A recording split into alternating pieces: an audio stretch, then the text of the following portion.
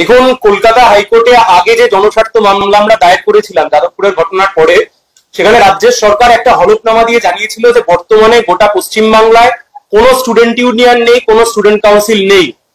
কিন্তু অদ্ভুতভাবে সাউথ ক্যালকাটা ল কলেজের ঘটনা আমাদেরকে চোখে আঙুল দিয়ে দেখিয়ে দিয়েছে।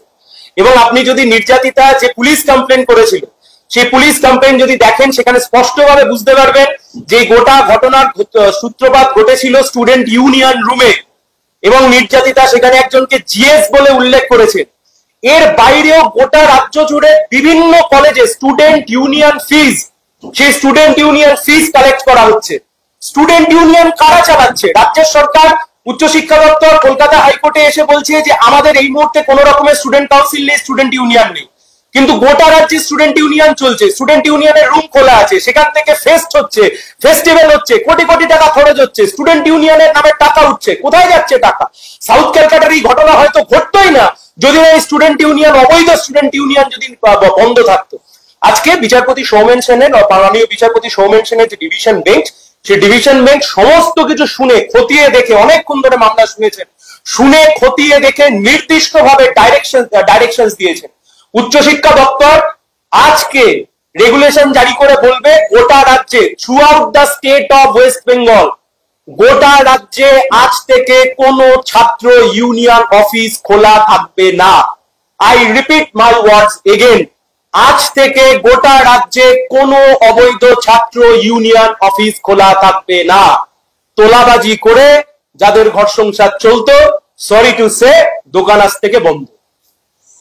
কতদিন পর্যন্ত এই বন্ধ থাকবে সেরকম কোনো কিছু বলা হয়েছে? দেখুন, ওখানে লেখা নেই আনটিল ফার্দার অর্ডারস, কিন্তু যে মামলার সাথে ট্যাগ করা হয়েছে সেই মামলা হচ্ছে ছাত্র ভোট করানোর মামলা।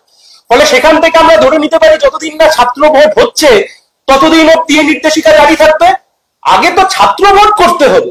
রাজ্যের সরকার এসে বলছে যে ভিসি অ্যাপয়েন্ট করা নেই, there are certain problems VC appoint করা নিয়ে, তাই জন্য ছাত্র ভোট হচ্ছে না। কিন্তু ভিসি না থাকবার জন্য তো অন্য কোনো কাজ তো আটকে থাকছে না। ভিসি না থাকবার জন্য তো 8-10টা কাজ তো আটকে নেই। স্টুডেন্ট ইউনিয়ন ইলেকশন কি করে আটকে রয়েছে? কিভাবে সম্ভব? দেখুন, মামলা সাবজুডিস রয়েছে, আমি তাও আপনাদেরকে যতটা দেখানো যায় আমি দেখাতে পারি। অল ইন্ডিয়া তৃণমূল কংগ্রেসের ন্যাশনাল জেনারেল সেক্রেটারি ডিসেম্বর 2024, 14ই December, student union South Calcutta law কলেজকে তিনি কংগ্রাচুলেট করছেন একটা ফেস্টিভ্যাল হোল্ড করবার জন্য। আমি আপনাদেরকে দেখাচ্ছি। স্টুডেন্ট ইউনিয়ন নেই, স্টুডেন্ট ইউনিয়ন ডিফাল্ট, স্টুডেন্ট ইউনিয়ন কাজ করছে না।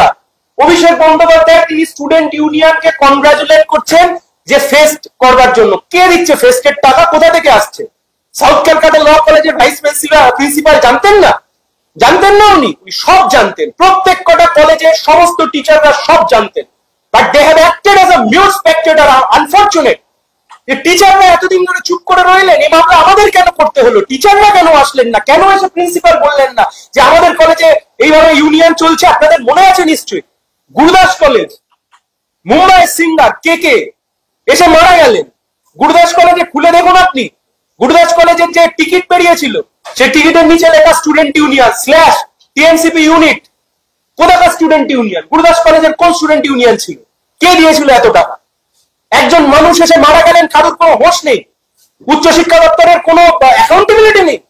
সবকিছু বিচার করে তবেই আজকের এই অন্তর্বর্তীকালীন রায় হয়েছে যে যত ইউনিয়ন চলছে সব উইদাউট স্যাংশন অফ ল, অবৈধভাবে চলছে, উইদাউট দ্য ব্যাক্ট অফ এই ল।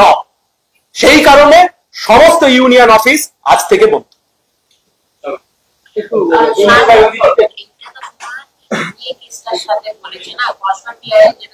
Yes.